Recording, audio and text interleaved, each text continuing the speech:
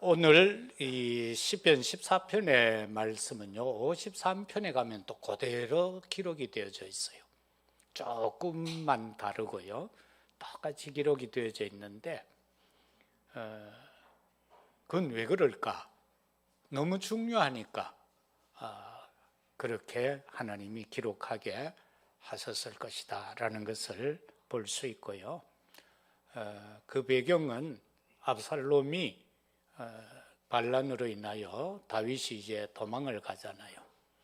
도망을 갈 때에 다윗이 제사장들하고 신복들은 그냥 남아 있으라고 그러거든요. 예루살렘 성에, 그리고 성전에. 그래서 그 가운데에서 7절에 나오는 것처럼 그들이 포로된 곳에 있다, 그렇게 표현을 하고 있습니다. 압살롬에 사로잡혀 있다, 그런 의미가 되겠습니다. 그러면서 우리가 여기에서 볼 수 있는 것은 모든 오늘 동서고금을 통하여서 강대국일수록 영적으로 하나님을 모르는 어리석음에 빠져 있는 나라가 참 많고요, 엘리트일수록, 스스로가 똑똑하다라고 말하는 사람일수록 영적으로 하나님을 모르는 어리석음에 처하여 있는 사람이 의외로 많습니다. 그런데 우리는 하나님을 바로 아는 지혜로운 자가 되었으니 참 감사할 따름이죠. 그래서 우리는 내가 기도할 수 있다는 것, 이거 하나님의 은혜인 것입니다. 또한 기도라는 것은 보좌의 축복을 바로 누리는 것이기 때문에 그러하기도 하고요, 하나님이 우리를 불러주셔서 예배드릴 수 있다는 것, 이 또한 감사한 일일 수밖에 없잖아요. 저와 여러분들이 예배를 제대로 드리면은요, 이 영적인 흐름을 볼 수 있다라는 겁니다. 예배가 자꾸 폐하여져 버리면은 영적인 흐름을 놓치기 때문에 예배 실패가 인생 실패로 연결되어질 수밖에 없습니다. 물을 떠난 고기는 살 수가 없겠죠. 그와 마찬가지로 교회를 떠나서는 살 수 없는 것이 언약의 백성된 우리들입니다. 왜냐하니까 영적으로 죽기 때문에 그렇지요. 참된 평안을 주는 곳은 그리스도의 몸된 교회밖에 없다는 것을 우리가 믿어야 돼요. 그럼 뭐 교회 가나 마나 이게 아니라 참된 평안은 교회에서만 주어진다는 것, 이거 믿을 때에 참된 평안이 임하게 되는 겁니다. 영적인 축복이 참 축복이고 영적인 평안이 참 평안이라는 것, 이 또한 저와 여러분들은 놓쳐서는 안 될 겁니다. 오늘 1절에 보면은 어리석은 자는 그의 마음에 이르기를 하나님이 없다 한다. 참 어리석은 자, 그 길에서 이미 우리는 벗어났고요, 또 순간순간 삶을 살아갈 때에 이 어리석음에서 벗어나는 자가 되어야 할 것입니다. 누가복음 12장에 들어가면은 어리석은 부자에 대한 기록이 나오는데요, 거기에 보면은 부자가 이제 농사를 짓고 추수 때가 되어져서 추수를 해서 창고에 가득 쌓아 놓습니다. 그러니까 뭐 근심 걱정이 없는 거죠. 막 창고 안에 먹을 것이 너무 많이 쌓여 있으니까. 그러면서 19절 20절에 이래 들어가면은 자기 영혼 보고 그래요. 이 많은 거 우리가 먹고 쌓아놨으니 평안히 먹고 또한 마시고 즐기자, 이렇게 이제 말합니다. 그러니까 여호와께서 그 사람에게 말하기를, 야 이놈아, 오늘 이 밤에 네 영혼을 내가 찾아가면은 네가 그 쌓아놓은 거 그거 누구 거냐, 그렇게 말씀하죠. 그러면서 또한 단정적으로 말씀하시기를 사람의 생명이 소유의 넉넉함에 있지 않다, 그렇게 말하고 있어요. 세상 사람들은 뭐 많이 가지면은 자기의 생명도 그렇게 길 줄 알고 그렇게 살아갑니다. 그러나 하나님은 우리의 생명은 육신적인 세상에 넉넉함에 있지 않다, 그렇게 말씀하죠. 마태복음 18장에 들어가면은 잃어버린 양에 대한 비유가 나오는데, 한 목자가 100마리를 이끌고 가서 양을 치다가 이제 저녁 때가 되니까 양떼를 몰고 집으로 왔습니다. 우리에 넣으면서 1번, 2번, 3번 하고 이제 점호를 취하는데, 아니 100마리여야 되는데 99마리밖에 없는 거예요. 99마리밖에 없어. 그래서 그것을 우리에 넣고 문을 잠그고는 그 잃어버린 한 마리의 양을 찾기 위하여서 가시밭길로, 그리고 돌틈 사이로 그 험악한 산을 이리저리 막 몸을 다쳐가면서 찾아다니다가 저쪽에서 음매하고 있는 양 한 마리가 있어요. 그 놈을 둘러매고 집으로 옵니다. 그리고 그것을 우리 속에 넣습니다. 그리고 거기에서 하는 말이 99마리의 그 양보다도 그 잃어버린 한 마리를 찾고 더 기뻐했다, 그렇게 말씀하면서 결론적으로 말씀하기를, 작은 자 중에 하나라도 잃는 것은 하늘에 계시는 너희 아버지의 뜻이 아니다, 그렇게 말씀했습니다.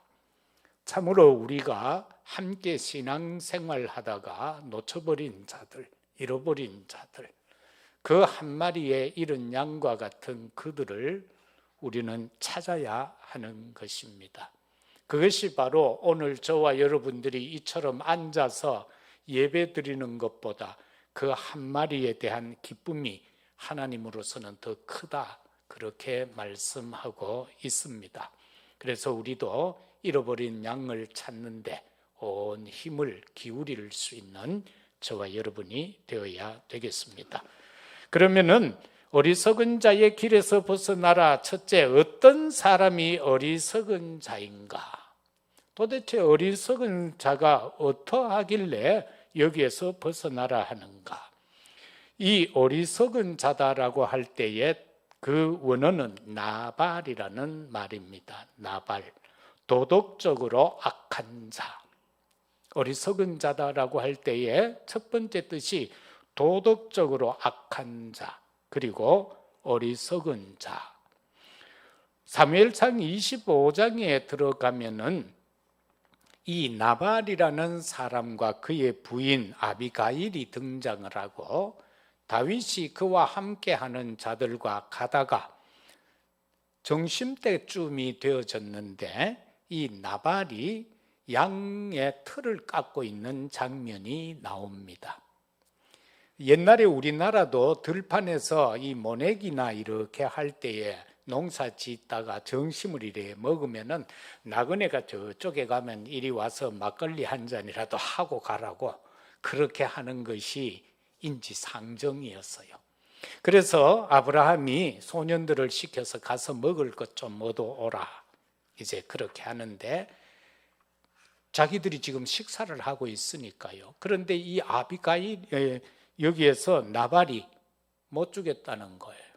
그런데 그 이후에 보면은 그의 부인 아비가일이 다윗에게 이렇게 말합니다. 그것이 사무엘상 25장 25절에 기록된 말인데, 원하옵나니 내 주는 이 불량한 사람 나발을 개의치 마옵소서. 자기 남편을 보고요, 이 불량한 사람 나발을 개의치 말라. 이제 왜냐하니까 아비가일은 뭔가를 알았죠. 이 사람이 누구라는 걸 알았어요. 이 큰일 났다 싶잖아요.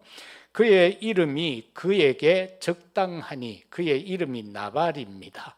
그는 미련한 자입니다. 그래서 당신을 알아보지 못했습니다, 그 뜻이죠. 여종은 내 주께서 보내신 소년들을 보지 못하였나이다. 내가 봤더라면 먹을 것을 드렸을 터인데 내가 보지 못해서 그러했습니다 라고 지금 고백하는 장면이 나옵니다. 이처럼 나발이라는 뜻이 미련하고 어리석다라는 뜻이죠. 그런가 하면은 이 어리석은 자다라고 할 때에는 율법을 전혀 마음에 두지 않는 자다. 그가 어리석은 자다. 신명기 32장 6절에 보면은 어리석고 지혜 없는 백성아 여호와께 이같이 보답하느냐. 그는 너의 아버지고 너를 지으신 이가 아니냐. 그가 너를 만들고 너를 세웠는데 어떻게 해서 너는 그를 마음에 두지 않느냐. 그렇게 말씀하고 있습니다. 이것이 바로 어리석은 자다라는 겁니다. 그러면은 본문을 중심해서 어리석은 자가 어떤 자인가? 첫째, 하나님이 없다고 하면서 물질을 의지하는 자가 어리석은 자입니다. 하나님 없습니다 라고 하면서 물질을 의지해요. 그들을 가르쳐서 무신론자다 그렇게 말합니다. 무신론자는 1절에서 말하는 것처럼 마음에 이르기를 하나님이 없다 하는 사람, 그냥 무조건 하나님 없습니다 라고 하는 사람을 가르쳐서 무신론자다 그렇게 말합니다. 그런데 이론적 무신론자가 있습니다. 이론적으로 무신론을 주장하는 자가 있는데 그들을 우리는 유물론주의자 또는 공산주의자라고 말합니다. 그들은 영을 부정합니다. 그들은 하나님이 없다고 합니다. 그런데 그들은요 잔인하고 악질입니다. 왜?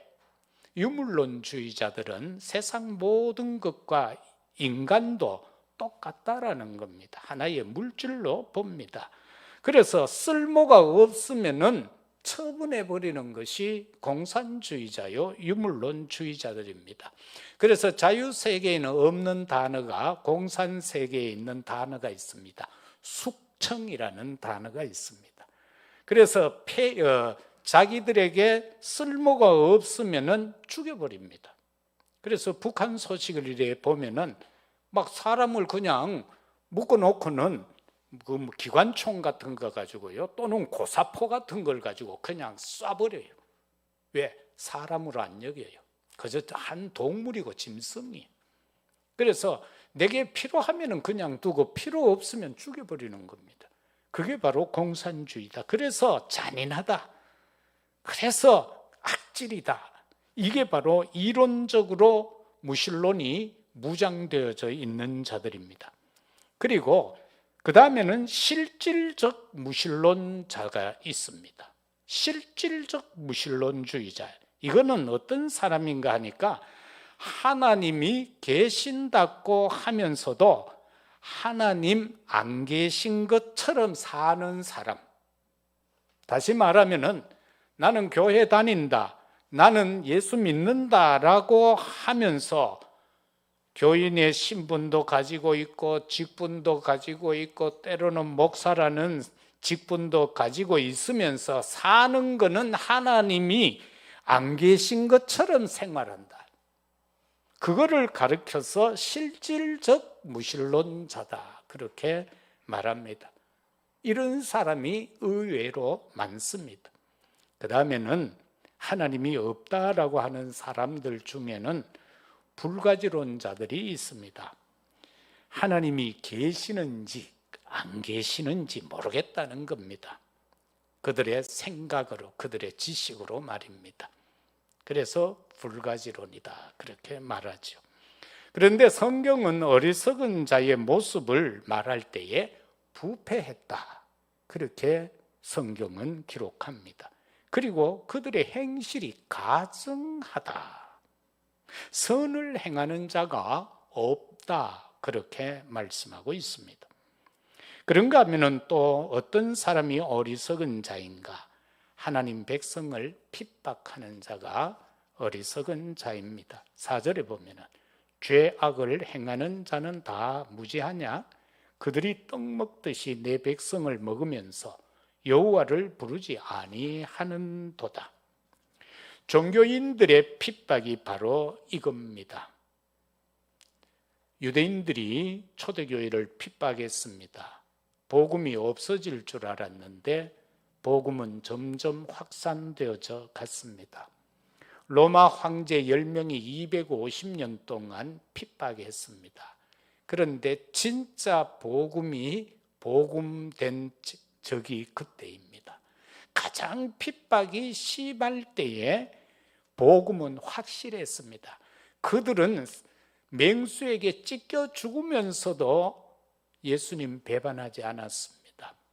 그들은 화형을 당하고 그들은 교수형을 당하면서도 예수님을 배반하지 않았습니다.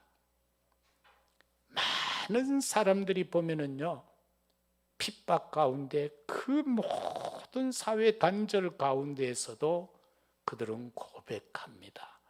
이것을 저와 여러분들은 기억하셔야 됩니다. 진짜 믿는 자들은 우리가 일제시대나 6.25 동란 때도 많은 사람들이 그리스도를 위하여서 순교당한 분들이 참 많음을 우리가 보게 됩니다.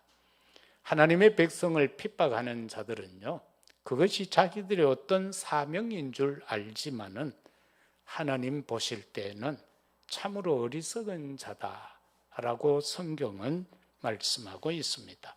두 번째는 복음이 아니면은 어리석음, 곧바로 원죄, 이 죄 문제에서 벗어날 수 없음을 말합니다.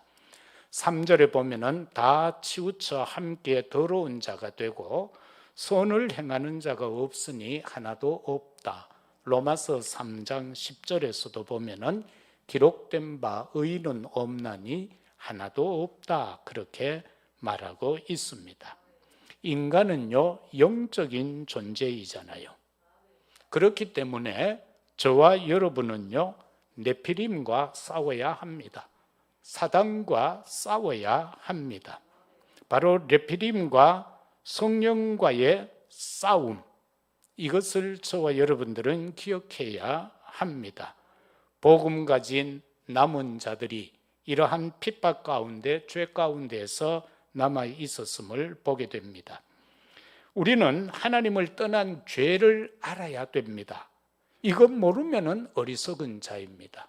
하나님을 떠났다라는 것을 깨닫고 예수를 그리스도로 영접하는 자가 신분과 권세를 회복하게 되고 정말 하나님의 형상을 회복해 간다는 것을 저와 여러분들은 알고 있지 않습니까? 그러면서 우리는 하나님이 우리에게 주신 그 생기로 말미암아 생명이 된 존재였고 우리의 그 모습이 너무나도 아름다워서 하나님은 우리에게 처음 허락하셨던 것이 에덴 동산이었는데 그것을 죄를 지음으로 말미암아 상실하게 되어졌는데 예수 그리스도를 영접함으로 신분 권세가 회복되는 그 시각으로부터 우리는 창세기 1장 27절 8절을 회복하는 자들이 된 것입니다.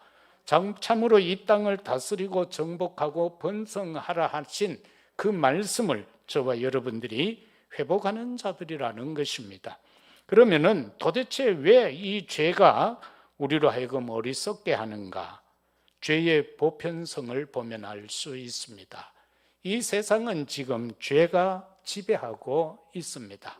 사단이 지배하고 있다, 그 말씀인 것입니다. 창세기 3장 4, 5절에서 보는 것처럼 창세기 3장의 그 역사가 뭡니까? 사단이 하와를 속이고 속은 하와가 아담까지 속게 만드는 장면이지요. 거기에서 우리가 정말 놓쳐서는 아니 되는 것이 자기중심적 삶이라는 사실인 겁니다.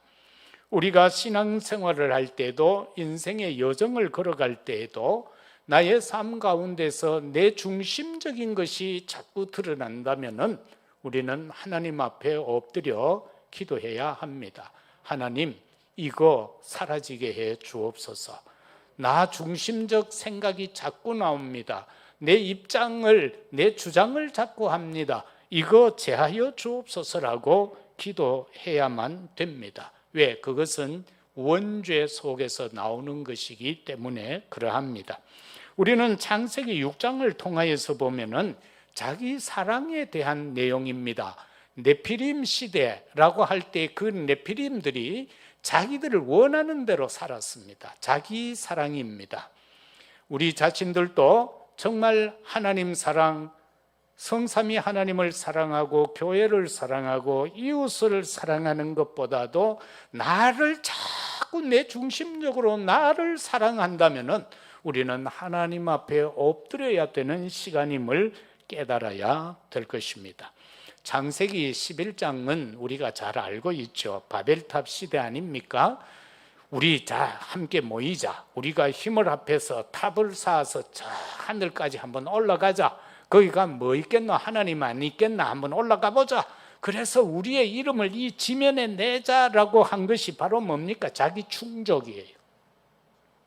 주변도 아니고 가정 가문도 아니고 교회도 아니고 더더욱 하나님도 아니고 자기 충족이요, 나의 만족인 거예요. 인생은 그렇게 살아가는 겁니다. 여기에서 벗어나야 되는 겁니다. 그래야만 우리는 복음 가진 남은 자가 될 수 있습니다. 그러면은 복음 아니면은 어리석음에서 벗어날 수 없는데, 여기에서 벗어나려고 하면 우리는 하나님의 말씀을 묵상해야 됩니다. 시편 1편 잘 알고 있죠. 복 있는 사람, 악인의 꾀 쫓지 아니하고 죄인의 길에 서지 아니하고 오만한 자의 자리에 앉지 아니하고 여호와의 말씀을 즐거워하며 주야로 묵상한다. 그러한 사람을 가르쳐서 저는 시냇가에 심은 나무처럼 되어져서 아름다운 열매를 주렁주렁 맺는다. 그렇게 말씀하죠. 신약에 와서 갈라디아 5장 22절 이하에서 보면은 거기서는 우리에게 성령의 9가지 열매를 맺게 된다. 그렇게 말씀하고 있음을 봅니다. 하나님의 말씀을 묵상해라. 왜? 말씀 속에 모든 것이 다 있다. 하나님이 순간순간 우리에게 나타나려고 하면은 하나님도 바쁘시겠죠. 왜? 믿는 사람이 20억 명이라 그들에게 일일이 그렇게 나타나는 것이 아니라 말씀으로 임하신다는 겁니다. 그래서 우리가 하나님의 말씀을 주야로 묵상 안 하면 하나님의 뜻을 분별하기가 힘이 들어요. 왜? 말씀으로 역사하고 계시는데 말씀이 없으면은 하나님의 뜻인지 내 뜻인지 모르는 거예요. 하나님의 계획인지 내 계획인지 모른다 그 말입니다. 하나님의 방법인지 내 방법인지를 모르게 돼요. 그래서 말씀이 중요하다. 그래서 주야 말씀을 묵상하는 자가 복 있는 사람이다. 그렇게 말씀하지요. 계시록 1장 3절에서는 하나님의 말씀을 읽고 듣는 자가 복이 있다. 그렇게 말씀을 하잖아요. 그래서 우리는 예배 때마다 말씀을 읽고 말씀을 듣는 거요. 왜? 복 있는 자가 되기 위해서 말이죠. 복이라는 것이 세상 사람이 말하는 그런 오복을 말하는 게 아닙니다. 하나님의 말씀을 말하는 겁니다. 그 말씀이 내 안에 있느냐 없느냐에 따라서 내가 복 있는 자냐 복 없는 자냐 그것입니다. 왜? 하나님은 말씀으로 모든 것을 이루어 가시기 때문에 그러합니다. 그러한가 하면은 잠언 1장 7절에서는 여호와를 경외하는 자가 경외하는 것이 지식의 근본이다. 그렇게 말씀하고 있잖아요. 그래서 세상 지식으로 똑똑한 사람은 어리석어요. 하나님을 모른다고 해요. 그러나 하나님을 경외하는 자를 가르쳐서 경외가 뭡니까? 두려워하면서 떨므로 공경하는 거, 그게 경외거든요. 그냥 막 쉽게 경외합니다 이게 아니고 두려운 마음으로 떨므로 그를 공경하는 거, 그게 경외인 거예요. 그래서 정말로 여호와를 경외하는 자가 지식 가진 자다. 지식이 뭐냐? 여호와를 경외하는 것이다. 성삼위 하나님을 바로 아는 것이 지식이다. 그렇게 말씀하고 있습니다. 우리가 어리석음에서 벗어날 수 있는 것은 뭡니까? 기도밖에 없습니다. 왜? 기도할 때 흑암이 결박되니까 말이죠. 마가복음 9장에 들어가면은 한 소년이 불로 뛰어들죠. 그 아이를 데리고 제자들에게 와서 고쳐달라고 하니까 제자들이 이짓 저짓 해도 안 되는 거요. 그래서 예수님이 오셨잖아. 그리고 예수님이 그를 향하여 보고 명령하시잖아요. 더러운 귀신 떠나가라고 말입니다. 그래서 제자들이 묻죠. 우리는 아무리 이 짓 저 짓 해도 안 되는데 어떻게 이렇게 될 수 있습니까? 라고 하니까 기도 이외에는 이런 이유가 나아갈 수 없다, 그렇게 말씀하고 있음을 봅니다. 어두움은요, 흑암은요, 기도로만 물리칠 수 있습니다. 예수 그리스도 그 이름을 사용하는 기도, 그것을 통하여서 흑암이 결박됩니다. 따라서 복음 가진 정복자의 축복인 것입니다. 말씀은요, 복음 가진 자의 가진 순례자인 거예요. 저와 여러분이 순례자로 길을 걸어간다면 때로는 어려움이 올 수도 있고요, 때로는 폭우를 만날 수도 있고, 때로는 가람을 만날 수도 있고, 때로는 강도를 만날 수도 있습니다. 그러나 저와 여러분은 거기에서 망하지 않습니다. 왜? 복음 가진 순례자이기 때문에. 우리는 천성을 향하여 끝까지 다름질해가는 순례자이기 때문에 그러하다라는 겁니다. 마지막으로 오직 하나님의 은혜인 것입니다. 어리석은 자의 길에서 벗어날 수 있는 것은 정말 오직 하나님의 은혜입니다. 7절 말씀, 이스라엘의 구원이 시온에서 나오기를 원하도다. 여호와께서 그의 백성을 포로된 곳에서 돌이키실 때에 야곱이 즐거워하고 이스라엘이 기뻐하리로다. 여기에서 그의 백성이 포로된 곳에서라는 이 말 때문에 어떤 신학자들은 이 시편 14편은 다윗이 지은 것이 아니다, 그렇게도 말합니다. 이 포로 시대가 바벨론 시대 아니냐, 이렇게 말하면서 말이죠. 그러나 혹자는 아까 제가 서론에서 말씀드렸던 것처럼 이 압살롬의 반란으로 인하여 예루살렘에 남아있던 그들이 포로된 상황과 같았다라는 겁니다. 거기에서부터 나중에 다윗이 해방시켜가는 그것을 말한다라고 하죠.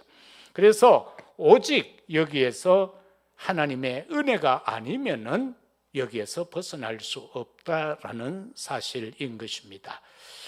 저와 여러분들이 누리고 또 지난날 지나온 모든 시간들, 그리고 그 한순간순간들, 당연한 것 같았는데 그것이 아니라 하나님의 은혜다라는 사실입니다.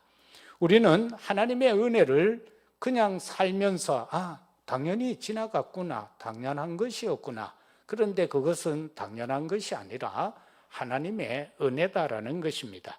지나치기 쉬웠던, 오늘 또 해가 떴고 또 해가 질 것이고 밤이 오겠죠. 계절의 변화가 있겠죠. 계절마다 피어나는 꽃들이 있겠죠. 그러면서 정말로 아름다운 열매들이 맺혀지기도 하겠죠. 그게 당연한 것이 아니라 하나님의 은혜인 것입니다. 가을이 되어서 추수하는 것이 아니라 하나님의 은혜다라는 사실입니다. 가을이 되니까 추수했다라는 것은 복음 가진 자의 생각이 아닙니다. 하나님의 은혜로 추수가 되어지는구나. 그것이 바로 복음 속에서의 우리의 자세인 것입니다. 그래서 우리는 내가 살아도 내가 죽어도 하나님의 은혜다라는 것을 절대로 놓쳐서는 아니 됩니다. 237 나라 5총 종족의 현장 살리는 것, 이것이 바로 하나님의 은혜로만 가능한 것입니다. 구원의 은혜로 237을 살리고 저들을 치유하고 그 가운데 있는 자들 서밋의 응답받게 만들어야 됩니다. 이렇게 하는 것이 바로 성경적 전도요, 성경적 선교인 것입니다. 보좌의 축복의 누림이 24가 되면은요, 흐름을 바꿀 수가 있습니다. 어떻게요? 복음으로만 인생의 삶을 바꿀 수가 있습니다. 잠언 13장 20절에서 25절을 한번 찾으시기를 바랍니다.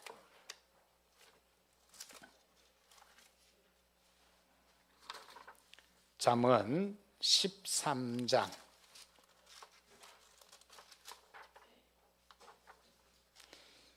20절에서 25절, 같이 구약성경 924페이지 20절에서 25절 같이 합독합니다. 지혜로운 자와 동행하면 지혜를 얻고 미련한 자와 사귀면 해를 받느니라. 재앙은 죄인을 따르고 선한 보응은 의인에게 이르느니라. 선인은 그 산업을 자자손손에게 끼쳐도 죄인의 재물은 의인을 위하여 쌓이느니라. 가난한 자는 밭을 경작함으로 양식이 많아지거니와 불의로 말미암아 가산을 탕진한 자가 있느니라. 매를 아끼는 자는 그의 자식을 미워함이라. 자식을 사랑하는 자는 근실이 징계하느니라. 의인은 포식하여도 악인의 배는 줄이느니라. 아멘. 복음으로 인생의 삶을 바꾼다라는 것입니다. 이 내용을 보면은요, 미개국일수록 우리가 선교하러 이렇게 나가 보면은 거의 속인다고 보면 됩니다. 우리가 1990년대에 케냐에 이제 집회를 갔는데 보니까 도로 포장을 하는데요. 우리는 어떻게 합니까? 도로 포장을 하면은 막 불도저가 길을 밀고 그걸 다지고 그 다음에는 이 아스콘을 싣고 와서 쫙 뿌리고 그것도 롤아 가지고 막 밀고 이렇게 하잖아요. 그런데 그 나라에서 가장 메인 도로를 포장을 하는데 기름통 큰 거 반을 잘라서 그리고 밑에 브로커 같은 걸 가지고요 이렇게 쌓아놓고 그 위에 반 자른 통을 올리고 거기에다가 아스콘을 넣어서 밑에 장작불을 피워가 끓이는 거요.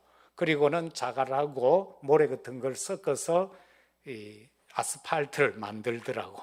그래서 그걸 삽으로 퍼내서 깔고 그걸 다지는데 옛날에 시골에 가면은 왜 논에 흙덩이 같은 거 있는 거 이래 부수는 거 그거가 뭐 만개라고 하나요? 흙덩어리 이래 부수고 하는 거. 그걸 가지고 두들기고 앉았는 거예요. 그런데 유엔에서 그 도로를 포장하라고 돈을 줬는데 이놈 떼먹고 저놈 떼먹고 다 떼먹고 하기는 해야 되겠고 그렇게 하고 있더라는 겁니다. 몰이라는 대통령이 장로님이 그 나라를 수십 년 동안 통치를 하고 있었는데 우리나라에서 한전에서 화력발전소를 지어줬는데 그거는 며느리가 사장이고 전부 그런 식으로 다 떼먹는 거예요. 그래서 실제로 국민한테 가야 될 거는 하나도 없는 거예요. 아이들은 길거리에서요 사람들 지나가면 창문 열고 있으면 돈 달라고 그러고 아이들은 쓰레기 더미에 파묻혀 살아요. 그래서 우리가 왜 그렇게 하느냐고 당신은 모른다. 우리 같아 봐야 안다. 왜 우리가 여기에 있는지. 그러면서 차가 달리면 뒤에 배기가스가 나오잖아요. 아이들이 그거를 흡입을 해요. 이만큼 비참하게 되어져 있는 겁니다. 이런 현장을 우리가 복음으로 그 인생들의 삶을 바꿔줘야 되는 거예요. 영적으로 엘리트로 바꿔줘야 된다. 그 말씀인 것입니다. 너무나도 지금 전 세계에는 이와 같은 환경에 노출되어 있는 자들이 너무나도 많습니다. 그들을 향하여 저 오총 종족을 향하여 우리가 복음화하자 그것입니다. 육신의 싸움이 아니라 영적 해방을 시켜줘야 되는 겁니다. 어떻게 해요? 창세기 3장 15절처럼 여자의 후손이 사단의 그 뱀의 손의 머리를 상하게 하는 이것이 아니면은 해방이 안 된다라는 것입니다. 방주가 아니면은 해결이 안 된다는 것입니다. 왜? 방주에는 하나님께 은혜 입은 자만 들어가기 때문에 그러합니다. 그래서 우리가 복음을 전하여서 그들로 하여금 하나님의 은혜를 입게 하고 방주 속에서 살아갈 수 있도록 만들어 줘야 되는 것입니다. 출애굽기 3장 18절처럼 노예 삶 속에 있던 그들에게 희생 제사 어린 양의 피가 아니면은 해방받을 길 없습니다. 저와 여러분도요, 예수 그리스도께서 저 감람산 갈보리산 십자가를 지시고 다 이루었다 하시면서 우리를 위하여 피 한 방울 물 한 방울 아낌없이 흘려주시고 사흘 동안 장사 지낸 바 되었다가 부활하시고 그 역사로 우리와 함께 하시고 그 비밀을 가르쳐 주시고 승천하셨다가 너희들이 본 것 같이 내가 다시 오겠다라고 하신 그 언약의 약속을 믿을 수 있는 것, 영적 해방은 오직 이 시대에 예수 그리스도 보혈 능력밖에 없다는 것, 이거를 저와 여러분은 전해 주어야 합니다. 포로된 자들에게 해방시킬 수 있는 것은 동정녀 탄생입니다. 죄 없으신 그가 우리의 죄를 감당하셔야만 되는 것입니다. 죄 있는 자가 죄인을 대신할 수는 없기 때문에 그러합니다. 사단에게 속국되어 살아가는 자들에게 있어서 거기에서 해방받을 수 있는 것은 단지 이 고백밖에 없습니다. 주는 그리스도시요 살아계시는 하나님의 아들이라는 이 고백밖에 없음을 우리는 놓쳐서는 안 됩니다. 약속된 영원한 언약 말입니다. 에베소서 2장 8절에서 9절에서는 너희는 그 은혜에 의하여 믿음으로 말미암아 구원을 받았으니 이것은 너희에게서 난 것이 아니요 하나님의 선물이라. 저와 여러분이 구원받은 것, 우리의 행위로 인한 것 아닙니다. 행위에서 난 것이 아니니 이는 누구든지 자랑하지 못하게 함이라. 내가 복음 안에서 하나님의 축복 속에서 이런저런 영육간의 축복을 와장창 받았다 할지라도 그것을 자랑하지 못하게 함은 내가 수고하여서 내가 헌신하여서 내가 열심히 하여서가 아니라 하나님의 선물로 받았기 때문인 것입니다. 내가 구원받은 것은 하나님의 선물이다. 너희는 그 은혜에 의하여 믿음으로 말미암아 은혜가 임해 오니 그것을 입으로 시인하여 고백한 그 믿음으로 말미암아 구원받은 것이기 때문에요. 이 사실을 가지고 우리는 너무너무 감사해서 지난날의 나의 영적 모습 가운데 살아가던 그 모습대로 살아가는 자들에게 우리는 이 복음을 전해 주어야 하는 겁니다. 육신적으로 살아가는 그들에게 육신적 싸움이 아니라 영적 싸움에서 이겨갈 수 있도록 안내해 주어야 될 사명이 우리에게 있습니다. 말씀을 맺겠습니다. 이 시대는 참 어렵고 힘든 시대입니다. 영적인 것을 부인하고 자기 주장만 하고 있기 때문에 그러합니다. 하나님 보시기에 얼마나 어리석은 짓입니까? 복음 안에서 누리고 즐기는 교회 생활 해야 합니다. 터무니없고 틀린 소리 들어도 흔들리지 말고 기도하는 삶을 살아야 합니다. 말씀과 기도로 근신하며 지혜로운 성도가 되어져서 어리석은 자의 길에서 벗어나는 저와 여러분이 되시기를 예수 그리스도 이름으로 축복합니다. 아버지 하나님 감사합니다. 하나님이 없다 하는 어리석은 자들이 이 땅에 너무나도 많습니다. 아직 복음을 듣지 못한 저 오종종족, 저 밀림 속에서 살아가는 자들 많습니다. 올바른 복음이 아니라 틀린 것이 먼저 들어가서 저들을 사로잡아 버렸습니다. 아버지여, 우리에게 은혜를 주시고 힘을 주셔서 저들에게 올바른 복음을 전할 수 있게 하여 주옵소서. 주술에 사로잡혀 살아가는 저들에게 오직 예수 그리스도를 선포하여서 저들로 하여금 그 악한 사로잡힘에서 해방받는 역사가 일어나게 하옵소서. 이 일을 우리 교회와 우리들에게 맡겨주셨으니 감사합니다. 감당할 수 있도록 오력으로 충만케 역사하옵소서. 우리 자녀 후대들은 어리석음에서 벗어나게 하옵소서. 참으로 하나님의 능력 안에 살아가게 하옵소서. 여호와를 경외하는 것이 지식의 근본이라는 언약의 말씀 안에서 살아가게 하옵소서. 감사합니다. 우리 구주 예수 그리스도 이름으로 기도드리옵나이다. 아멘.